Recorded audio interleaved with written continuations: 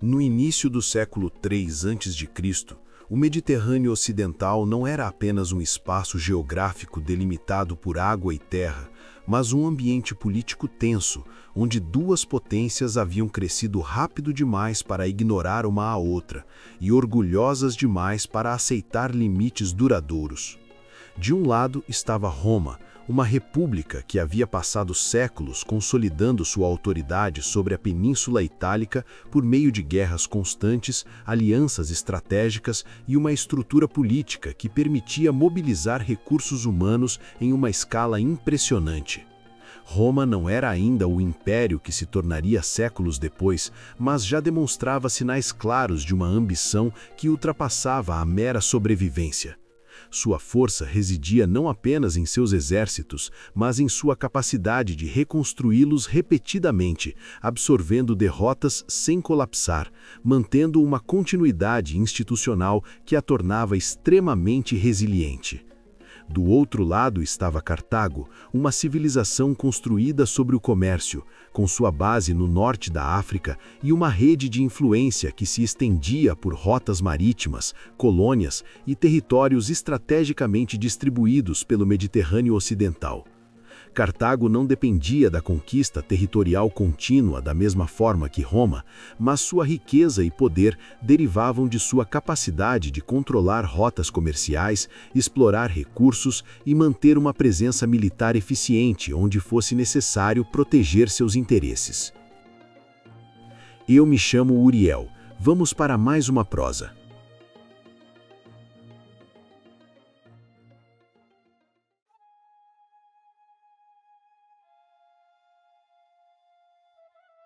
As duas potências já haviam se enfrentado diretamente na Primeira Guerra Púnica, um conflito que durou de 264 a.C. até 241 a.C. e que alterou profundamente o equilíbrio de poder na região. Até aquele momento, Cartago havia sido a força dominante nos mares, enquanto Roma era essencialmente uma potência terrestre, mas o conflito forçou Roma a desenvolver uma marinha praticamente do zero, demonstrando uma capacidade de adaptação que surpreendeu seus adversários. Ao final da guerra, Cartago foi derrotada e obrigada a ceder a Sicília, que se tornou a primeira província romana fora da Península Itálica, um precedente que mudaria permanentemente a natureza da expansão romana. A situação cartaginesa piorou nos anos seguintes, quando Roma aproveitou a fragilidade interna de Cartago, que enfrentava revoltas de mercenários, para assumir o controle também da Sardenha e da Córcega. Essas perdas não representaram apenas uma diminuição territorial, mas uma redução significativa na capacidade econômica e estratégica cartaginesa, além de deixarem claro que Roma estava disposta a explorar qualquer oportunidade para enfraquecer seu rival. Diante dessa realidade, Cartago foi forçada a buscar novas fontes de riqueza e novos territórios que pudessem sustentar sua recuperação. Foi nesse contexto que Amílcar Barca, um dos principais comandantes cartagineses da Primeira Guerra Púnica, liderou uma campanha em direção à Península Ibérica, uma região rica em recursos naturais, especialmente prata, e capaz de fornecer tanto riqueza quanto homens para futuros exércitos. Essa expansão não era apenas uma iniciativa econômica, mas uma estratégia deliberada para reconstruir o poder cartaginês e criar uma base sólida longe do alcance imediato de Roma. Ao longo dos anos, os cartagineses consolidaram seu domínio sobre partes significativas da região, estabelecendo cidades, bases militares e alianças com povos locais, transformando a Ibéria em um dos pilares centrais de sua recuperação. Foi nesse ambiente, marcado por reconstrução, ambição e memória recente da derrota, que cresceu o filho de Amílcar Barca, um jovem que seria moldado não apenas pelas circunstâncias de sua família, mas pela realidade política de sua civilização. Aníbal Barca nasceu em um momento em que Cartago ainda carregava as cicatrizes de sua derrota, e sua formação ocorreu dentro de um ambiente militar e político, acompanhando campanhas, observando decisões estratégicas e entendendo desde cedo que Roma representava mais do que um adversário comum. Após a morte de Amílcar, o comando cartaginês na Ibéria passou para Asdrúbal, que continuou a expansão cartaginesa e fundou Nova Cartago, uma cidade que rapidamente se tornou o principal centro administrativo e militar cartaginês na região, funcionando como base de operações e símbolo da nova fase de reconstrução cartaginesa. Quando Asdrúbal foi assassinado em 221 a.C., Aníbal foi escolhido pelos próprios soldados para assumir o comando, uma demonstração clara de confiança em sua liderança, apesar de sua relativa juventude. Sua ascensão não foi resultado apenas de herança familiar, mas de reconhecimento militar, e ao assumir o comando, ele herdou não apenas um exército, mas uma posição estratégica que colocava Cartago novamente em contato direto com os interesses romanos. Nesse momento, existia um acordo entre Roma e Cartago, estabelecendo o rio Ebro como limite para a expansão cartaginesa na Península Ibérica, uma tentativa de evitar confronto direto ao definir uma fronteira de influência. Mas Roma havia adotado uma estratégia paralela ao estabelecer uma aliança com Sagunto, uma cidade localizada ao sul desse limite e, portanto, dentro da esfera cartaginesa. Essa aliança representava mais do que uma simples relação diplomática, pois funcionava como um ponto de apoio romano em território onde Cartago exercia influência direta, criando uma situação de tensão permanente. Em 219 a.C., Aníbal decidiu agir e iniciou o cerco de Sagunto, uma operação que durou 8 meses e terminou com a captura da cidade, um evento que alterou definitivamente o equilíbrio político entre as duas potências. Roma respondeu enviando emissários e exigindo que Cartago punisse Aníbal, mas Cartago recusou, e em 218 a.C., Roma declarou guerra. A decisão havia sido tomada e o conflito que se iniciava não seria apenas mais uma guerra entre rivais regionais, mas uma luta que colocaria em risco a própria sobrevivência de uma das duas civilizações. Mas o aspecto mais decisivo desse momento ainda não era a guerra em si, mas a forma como ela seria conduzida, porque ao invés de esperar que Roma levasse a guerra até Cartago, Aníbal tomaria uma decisão que mudaria completamente o curso da história, levando o conflito diretamente ao coração do território romano e transformando o que poderia ter sido uma guerra convencional em uma das campanhas militares mais audazes e estudadas de todos os tempos.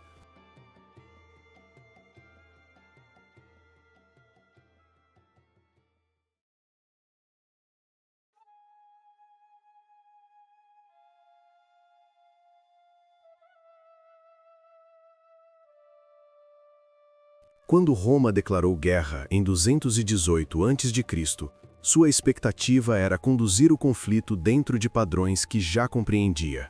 O plano romano baseava-se em sua superioridade naval e em sua capacidade de projetar poder diretamente contra territórios cartagineses, especialmente na Península Ibérica e no norte da África, forçando Cartago a lutar de forma defensiva, protegendo suas bases e seus recursos.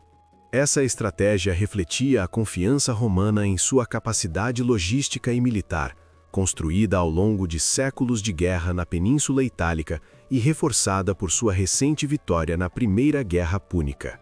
Os romanos acreditavam que a guerra seria decidida pela pressão constante sobre Cartago, obrigando-a a ceder gradualmente, como já havia acontecido antes. O que eles não previram foi que Aníbal não aceitaria lutar nos termos definidos por Roma, e que sua estratégia não seria defender Cartago, mas ameaçar diretamente o próprio território romano, forçando a República a lutar pela própria sobrevivência. Naquele momento, Aníbal estava na Península Ibérica, longe da própria Cartago, mas em uma posição estratégica única. Ele comandava um exército experiente, composto por diversas forças recrutadas ao longo das campanhas cartaginesas na região, incluindo infantaria africana, guerreiros ibéricos e cavalaria númida, esta última especialmente eficaz em mobilidade e combate aberto. Esse exército não era apenas numeroso, mas também altamente adaptável, formada por soldados acostumados a diferentes formas de combate e liderados por oficiais experientes.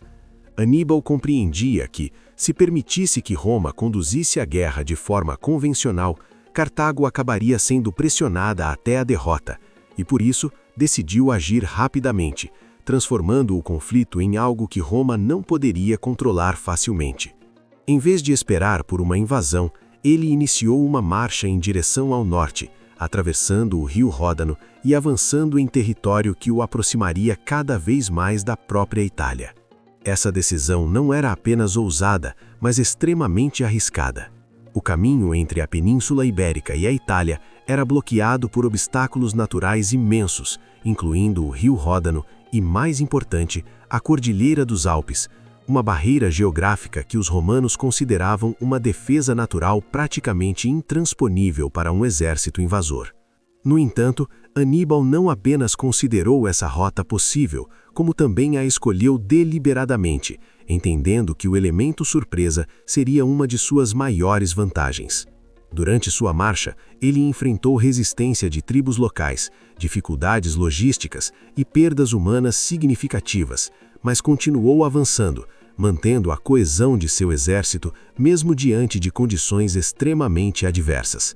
Entre suas forças estavam também elefantes de guerra, animais que não apenas possuíam valor tático em combate, mas também exerciam um efeito psicológico poderoso sobre inimigos que nunca haviam enfrentado tais criaturas em campo de batalha. Enquanto isso, Roma começou a perceber que o conflito não seguiria o curso esperado.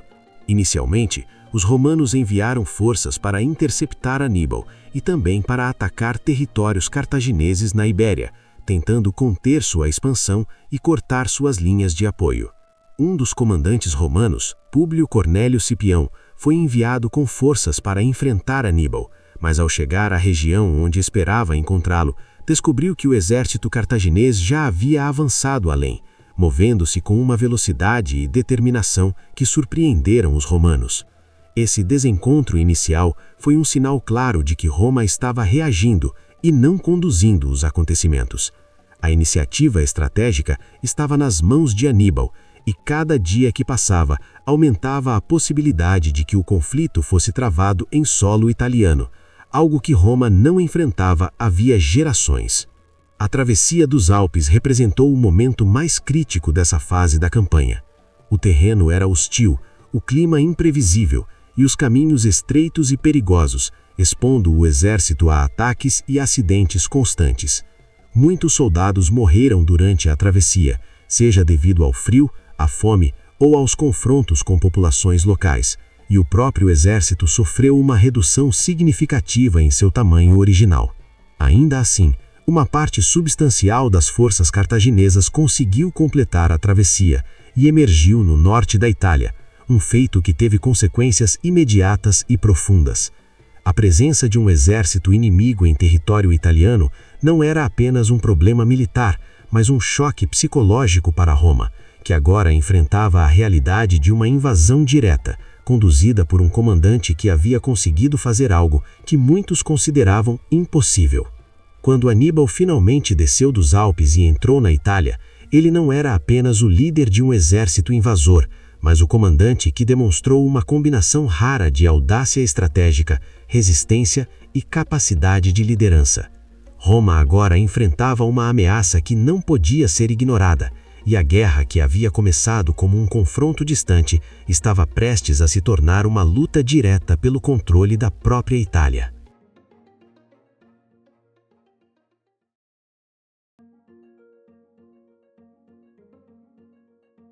A presença de Aníbal em solo italiano representou uma ameaça imediata e sem precedentes, e Roma foi forçada a responder rapidamente, mobilizando exércitos para interceptar o invasor antes que ele pudesse consolidar sua posição. Os primeiros confrontos ocorreram ainda em 218 a.C., quando forças romanas tentaram deter seu avanço no norte da Itália, mas Aníbal demonstrou rapidamente sua capacidade de adaptação e superioridade tática ao derrotar os romanos em batalhas como a do rio Trébia, onde utilizou o terreno, o clima e emboscadas cuidadosamente planejadas para desorganizar e destruir forças que, em números absolutos, representavam uma ameaça significativa.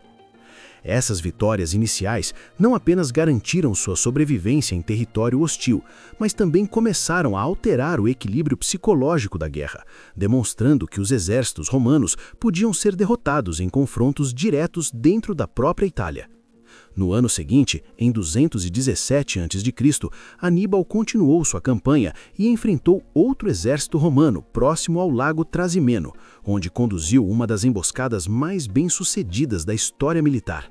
Aproveitando-se da geografia do local e da previsibilidade do movimento romano, ele posicionou suas forças de forma a cercar completamente o inimigo, resultando em uma derrota devastadora para Roma, com perdas humanas significativas e a morte do próprio comandante romano, Caio Flamínio. Essa sequência de derrotas colocou Roma em uma posição extremamente vulnerável, pois a ameaça não era mais apenas a presença de um exército inimigo, mas a presença de um comandante que demonstrava repetidamente sua capacidade de superar os exércitos romanos por meio de estratégia e disciplina. Diante dessa situação crítica, Roma adotou uma abordagem diferente sob a liderança de Quinto Fábio Máximo, que foi nomeado ditador com autoridade extraordinária para lidar com a crise. Em vez de buscar uma vitória decisiva imediata, Fábio implementou uma estratégia baseada no desgaste, evitando confrontos diretos com Aníbal e concentrando-se em limitar seus movimentos, cortar seus suprimentos e impedir que ele obtivesse reforços. Essa abordagem, embora impopular entre muitos romanos que desejavam uma vitória rápida, refletia uma compreensão crescente de que Aníbal não poderia ser derrotado facilmente em uma batalha convencional e que Roma precisava usar sua maior vantagem, sua capacidade de sustentar uma guerra prolongada. Apesar dessa estratégia cautelosa, Roma eventualmente decidiu novamente buscar um confronto direto em larga escala, reunindo um dos maiores exércitos de sua história e enfrentando Aníbal em 216 a.C. na Batalha de Canas. Esse confronto se tornaria um dos eventos mais estudados da história militar, não apenas pela escala das forças envolvidas, mas pela forma como Aníbal conduziu a batalha. Utilizando uma formação que deliberadamente permitiu que o centro de seu exército recuasse gradualmente, ele atraiu as forças romanas para uma posição vulnerável, enquanto sua cavalaria e suas forças nas laterais cercavam completamente o inimigo. O resultado foi o cerco e a destruição de grande parte do exército romano, uma derrota catastrófica que deixou claro que Roma enfrentava uma ameaça existencial. Após Canas, a posição de Roma era extremamente frágil e várias cidades italianas passaram a apoiar Aníbal, acreditando que o poder romano poderia finalmente ser quebrado. No entanto, apesar da magnitude de sua vitória, Aníbal não conseguiu forçar uma rendição imediata de Roma, e a República continuou resistindo, mobilizando novos exércitos e mantendo sua estrutura política intacta. Ao longo dos anos seguintes, a guerra se transformou em um conflito prolongado, no qual Roma evitou confrontos decisivos diretos com Aníbal, ao mesmo tempo em que conduzia campanhas em outros teatros de guerra, incluindo a Península Ibérica, onde forças romanas gradualmente enfraqueceram a presença cartaginesa. Entre os comandantes romanos que emergiram nesse período, destacou-se Públio Cornélio Cipião, que mais tarde ficaria conhecido como Cipião Africano. Após obter sucessos contra os cartagineses na Ibéria, Cipião levou a guerra diretamente ao território cartaginês no norte da África, forçando Cartago a enfrentar a mesma ameaça existencial que havia imposto a Roma anos antes. Essa mudança estratégica obrigou Cartago a convocar Aníbal de volta da Itália, encerrando sua longa campanha em território inimigo e preparando o cenário para o confronto final. Esse confronto ocorreu em 202 a.C., na Batalha de Zama, onde as forças romanas comandadas por Cipião enfrentaram o exército de Aníbal em uma batalha decisiva.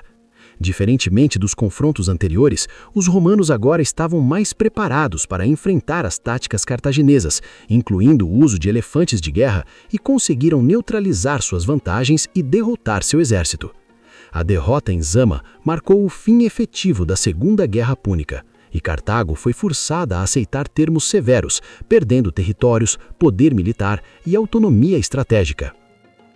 A guerra havia durado 16 anos e transformado permanentemente o equilíbrio de poder no Mediterrâneo. Roma emergiu não apenas como vencedora, mas como a principal potência da região, enquanto Cartago, embora ainda existente, deixava de ser uma rival equivalente. Aníbal sobreviveria à guerra, mas sua campanha na Itália permaneceria como um dos exemplos mais notáveis de liderança militar, estratégia e audácia, estudada por gerações, não como a história de um conquistador que venceu, mas como a história de um comandante que chegou mais perto do que qualquer outro de derrubar Roma em seu próprio território. Não se esqueça de curtir o vídeo e se inscrever, amigo. Até a próxima prosa!